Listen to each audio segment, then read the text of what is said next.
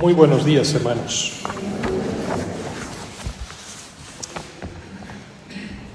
Seguimos escuchando este texto del Evangelio de Marcos a lo largo de estas semanas, prácticamente de todo el año, y nos ubica siempre en ese interrogante de la fe. Y es bueno que, leyendo el dato histórico de los eventos que tiene que vivir Jesús en su entorno, también nosotros hagamos un profundo examen de conciencia, porque esa es la verdad del Evangelio hoy, palabra viva y eficaz, sobre la dimensión de nuestra fe y cómo repercute precisamente el hecho de creer en Dios en nuestra vida cotidiana. Hoy este texto nos sitúa a Jesús en su pueblo natal, en Nazaret, ahí donde ha vivido durante 30 años y donde obviamente todos, como vecinos de un pueblo pequeñito, se conocen.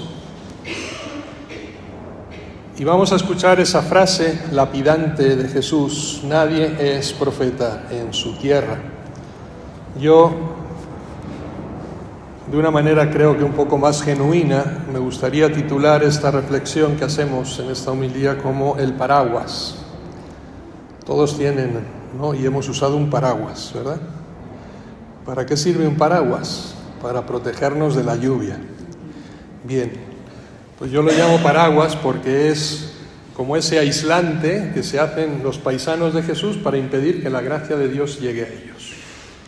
Y a veces nosotros también somos usuarios de paraguas, no solamente en el sentido físico en esta época de lluvias aquí en México, sino sobre todo porque nos aislamos, nos protegemos de una gracia de Dios que, actuando en nosotros, ciertamente nos transformaría, nos cambiaría de una manera asombrosa, pero como que no queremos comprometernos hasta ese nivel. Miren, domingo a domingo la palabra de Dios cae sobre nosotros como una lluvia fina y cargada precisamente de ese dinamismo generativo de acción evangélica. Y la pregunta que debemos de hacernos cada uno en nuestro interior es: ¿realmente la recibimos? ¿Nos llega? ¿Nos cala?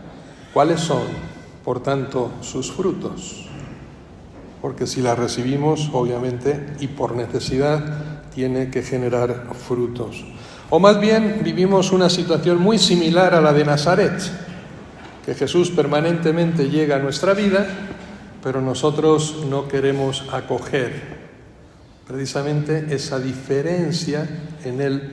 Lo hemos conocido, lo conocemos por el catecismo, tenemos un conocimiento intelectual de Jesús, pero no queremos llegar a reconocerle vivo y activo en nuestra vida, sobre todo presente en nuestros hermanos.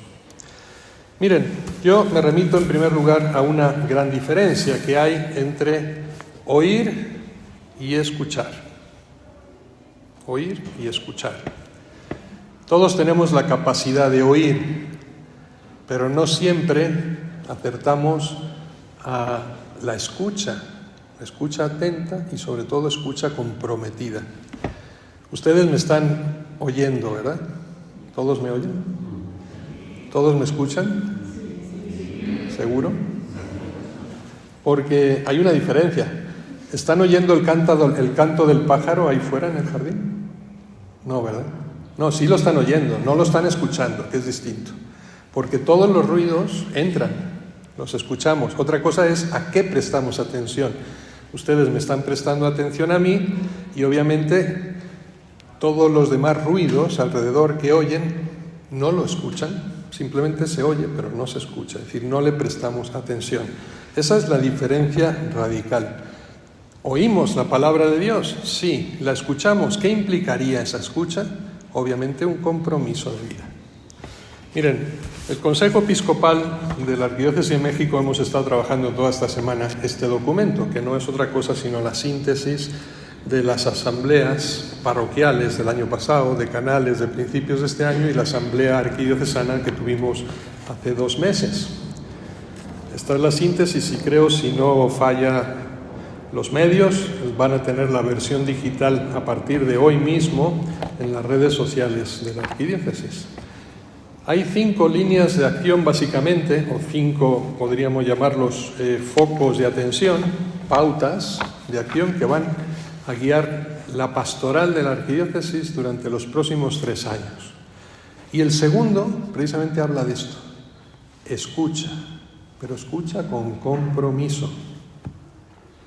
Escuchar a Dios, pero no solamente en el Evangelio cuando venimos a la misa o cuando leemos la Sagrada Escritura o en la oración, sino en cada acontecimiento de nuestra vida y sobre todo a través de la voz de nuestro prójimo.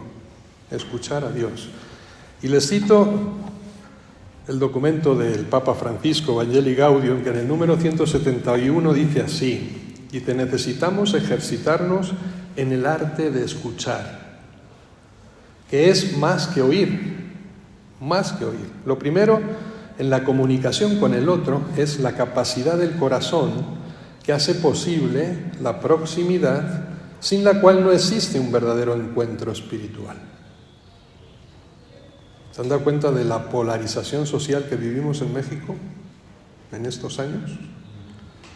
Vemos al otro como un enemigo y por tanto nos alejamos de él. Y el Papa lo que nos está diciendo es: hay que acercarse, pero desde una actitud del corazón, obviamente, reconociendo en el otro, incluso el que piensa distinto, ¿sí?, a un hermano. Y desde ahí se genera la escucha. La escucha nos ayuda a encontrar el gesto y la palabra oportuna que nos desinstala de la tranquila condición de espectadores. Otro gran problema que señala el Papa. Vemos las problemáticas que hay a nuestro alrededor, pero nos mantenemos al margen, no nos implicamos. Decimos, no es nuestro problema, cada uno resuelva su vida. Entonces somos espectadores del mal imperante en nuestra sociedad, pero no ponemos nada para remediarlo. Simplemente nos quejamos de él, pero no nos sentimos miembros. Solo a partir de una escucha respetuosa y compasiva se puede encontrar los caminos de un genuino crecimiento, plenamente despertar el deseo del ideal cristiano, las ansias de responder plenamente al amor de Dios y el anhelo de desarrollar lo mejor que Dios ha sembrado en nuestra propia vida. Fíjense qué bonito, escuchar al otro, al diferente, ¿sí?, al distante, acercarlo, pero desde una actitud del corazón que obviamente va a generar un compromiso que implica salir de nuestro espacio de confort, donde nos sentimos cómodos. Y cuando yo hablo de espacio de confort me refiero precisamente a ese espacio eclesial, religioso, que nos envuelve, en el que estamos bien aquí en las parroquias, donde todos pensamos lo mismo, donde todos nos queremos, pero no somos capaces de romper ese círculo y salir al encuentro del hermano, a la misión. Y el Papa nos recuerda, ninguna estructura eclesial tiene valor y sentido si no es porque esté abierto a la evangelización, a la misión apostólica, porque la palabra de Dios tiene que llegar precisamente a todos. Hay un doble asombro en este evangelio que acabamos de escuchar. Si se dan cuenta, hay un asombro de los nazarenos, que se preguntan, ¿de dónde le viene a esta sabiduría y esa capacidad de hacer milagros? Se asombran, les impacta Jesús, pero van a permanecer de espectadores. Y Jesús mismo se asombra, y es curioso la diferencia del asombro de Cristo, se asombra de su falta de fe. Su falta de fe. Miren, en la estructura del Evangelio de Marcos hay un hecho nuclear, y es, en la primera etapa, en la primera fase del Evangelio, de su ministerio, los fariseos siempre lo buscan para condenarlo, para hacerlo caer, para ponerle trampas, para ver cómo lo condenan. En el segundo momento, en la segunda etapa del Evangelio, va a ser su familia la que lo busca, pero porque piensan que está loco y fuera de sí. Y termina precisamente la jornada de parábolas, de milagros en esta segunda etapa, culmina precisamente en Nazaret con un rechazo radical de Jesús. Primero le rechazan los fariseos, es decir, la estructura social de los gobernantes, los fariseos, los escribas. Luego le rechaza su propio pueblo, su familia, y la tercera etapa sabemos dónde culmina, ¿no? en el Calvario, en la cruz, donde la voz unánime de la población no son los judíos, no son los romanos. La voz que se levantó anónima en aquel juicio es de todos: crucifícale, crucifícale. Es decir, hay una condena unánime de Jesús. Y esto aparece siempre en la estructura de Marcos, que parece que tiene ese objetivo de que nos demos cuenta de ese rechazo que le hacemos a Dios en distintas dimensiones. A veces muy expreso, que no es nuestro caso, o a veces simplemente sinuoso, ¿no? Sí, yo te escucho, pero no me comprometo. No vaya a ser. No me comprometo.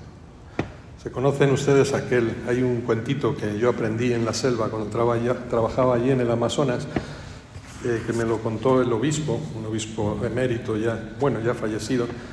Se trabajó como 60 años allí. Dice, una vez, el rey de la selva convocó a todos sus animales a una fiesta a su palacio. Pero hubo 2 animalitos que se quedaron retrasados y cuando emprendieron el camino, resulta que ya todos los que habían pasado antes habían ido comiendo toda la fruta, ¿no? Los plátanos, la guayaba, todo, y no encontraban de comer. Hacen una jornada, una segunda jornada, nada de comer. ¿Quiénes eran estos 2 individuos? Un puerquito y una gallina. Entonces, el puerquito ya, obviamente, sentía ya más necesidad, ¿no? Ya le sonaba el estómago. Y le dice a la gallina, mejor nos volvemos, porque si no nos vamos a morir de hambre aquí en el camino. Nunca vamos a llegar. Y la gallina, el género femenino suele ser siempre más proactivo, ¿no? Y sobre todo sabe encontrar soluciones más rápidas. No sé por qué será, pero ahí nos ganan. Y la gallina le dice al puerquito, no, ¿para qué volvemos? Mejor, si no encontramos de comer, pongamos nosotros de comer. Claro, también iba la trampa en la propuesta. Y el puerco, no más lento de neuronas, le pregunta, ¿y cómo podemos hacer eso? Y dice, muy fácil, yo pongo los huevos y tú los chicharrones. Claro, el puerquito lento sí, pero no tonto. Le dice, no, eso no es justo. Tú te comprometes, pero a mí me involucras.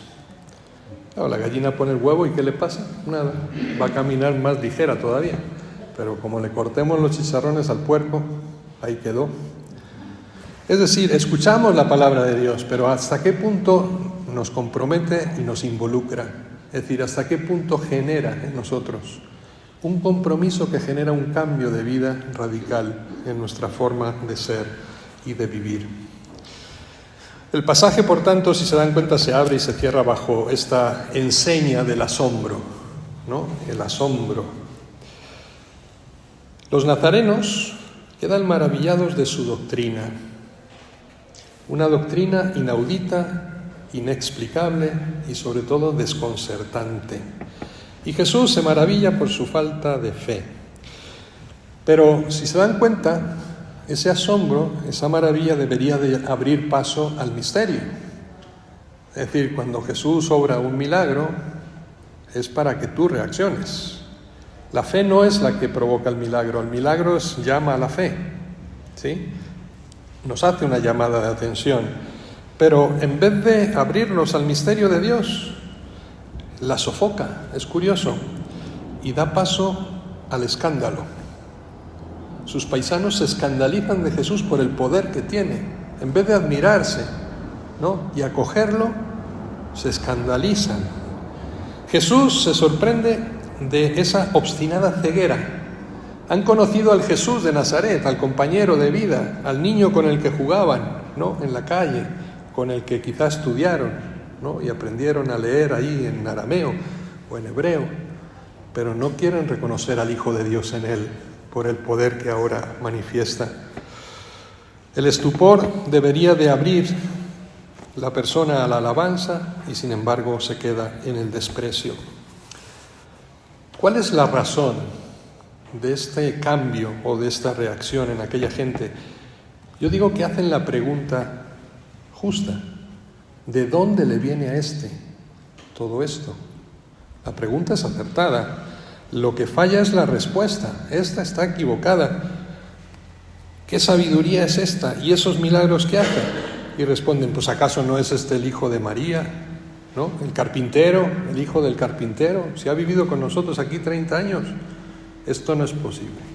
Claro, se fijan solamente en el aparato humano y no quieren dar el paso a la trascendencia de que ese hombre es Dios encarnado, capaz de hacer todo eso.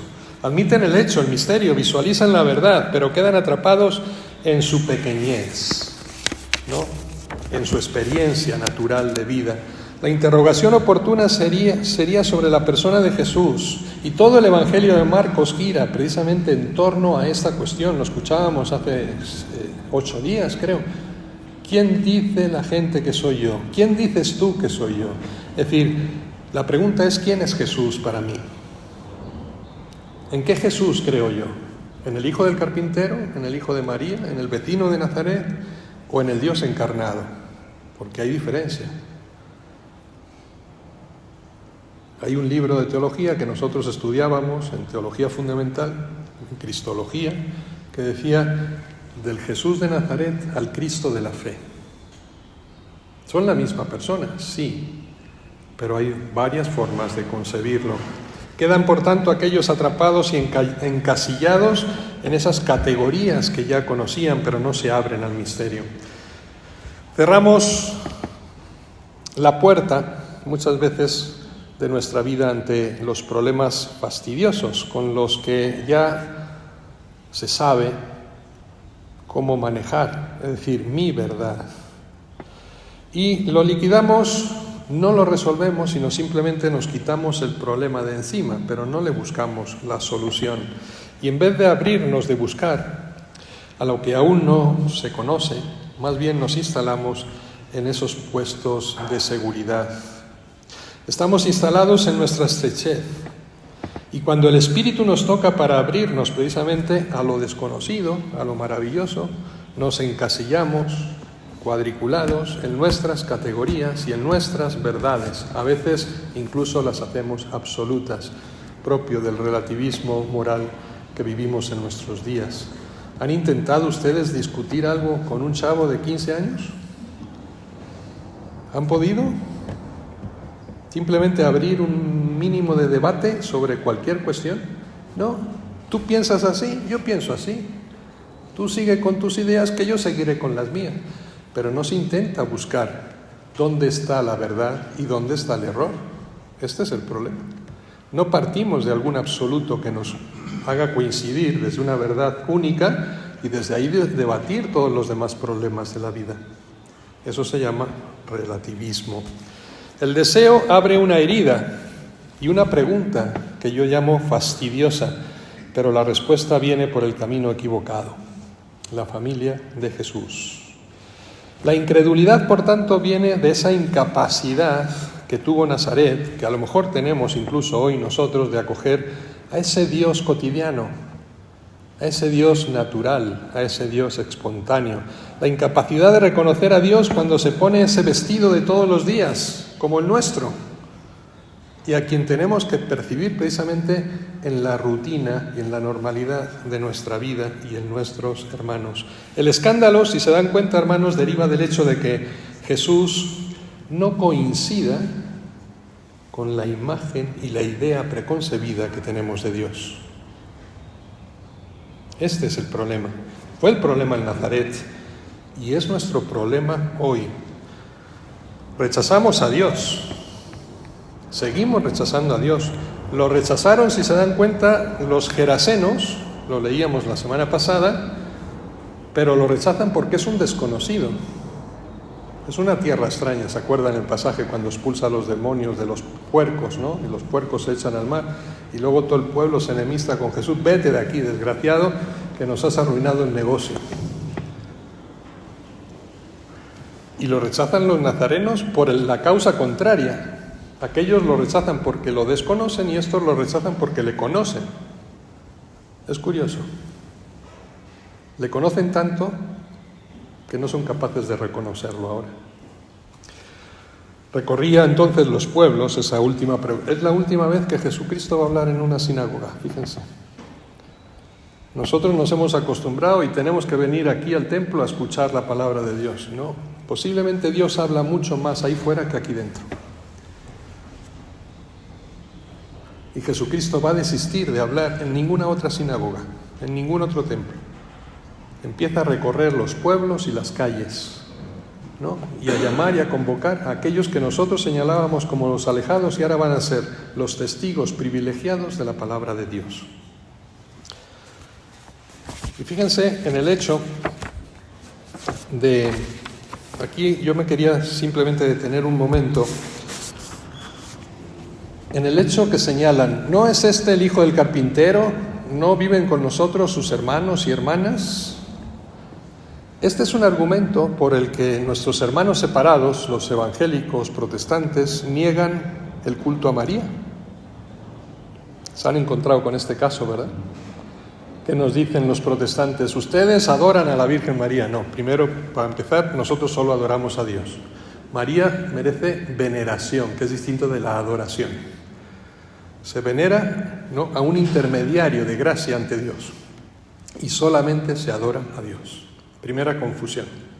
Pero después es que niegan esa virginidad de María porque dicen, no, es que el Evangelio dice que tenía hermanos y hermanas, precisamente en este texto.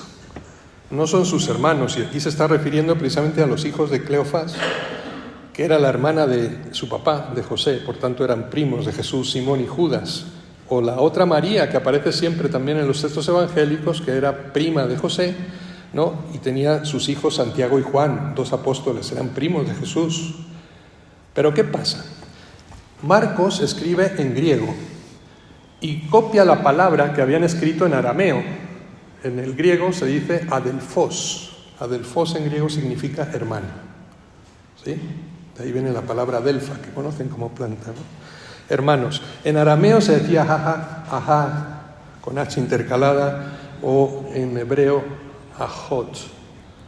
¿Qué pasa? Que el lenguaje arameo y hebreo es muy pobre, es decir, no tenía la riqueza que tenemos, por ejemplo, nosotros en castellano, o que tenía el griego, de tal manera que se definían a todos los miembros cercanos de la familia, es decir, al hermano, al primo, al sobrino, al tío, con el mismo concepto, ajot. Eran los familiares, no eran los hijos biológicos. Claro, Marcos, cuando copia el texto, traduce como adelphos, y de ahí viene la palabra hermano que nosotros conocemos y pensamos que todos eran hijos de María. Pues qué promiscuidad tenía María, por Dios, ¿no? Cuidado con este texto, yo se lo señalo simplemente para que tengan cómo responder cuando les aborden los evangélicos, ¿no? Porque siempre van con este tema. Mira, Dios crea dificultad siempre en nuestras vidas. Muchos, como acabamos de decir, no creen porque lo ven. Otros no creen porque no lo ven. Es el caso de los nazarenos, será el caso de Tomás, ¿no? Si no veo, no creo. Si no meto mi dedo en las llagas, no me lo creo. La invisibilidad, es decir, el no ver, puede ser un obstáculo realmente para unos, pero es que la visibilidad se convierte en un impedimento para otros. Y eso es peor todavía. Impedir reconocer a Dios porque conocemos al hombre, porque conocemos a la persona. Hay quienes no aceptan a un Dios demasiado diverso, lo quieren más controlable, digamos, domado, manso, ¿no? Que se someta a nuestra voluntad y a nuestros planes, y los que lo rechazan porque sería prácticamente como ellos. Es decir, nos creamos un estereotipo y nadie nos mueve de ahí, aunque las realidades después de la vida cambien y se modifiquen. Muchos prefieren, si se dan cuenta, renunciar a Dios antes que a la imagen que se han creado de Dios. Todos nos hemos hecho nuestro propio ídolo. Nos hemos creado una imagen de cómo tiene que ser Dios y somos incapaces de cambiarla cuando el Dios auténtico y verdadero se presenta en medio de nosotros.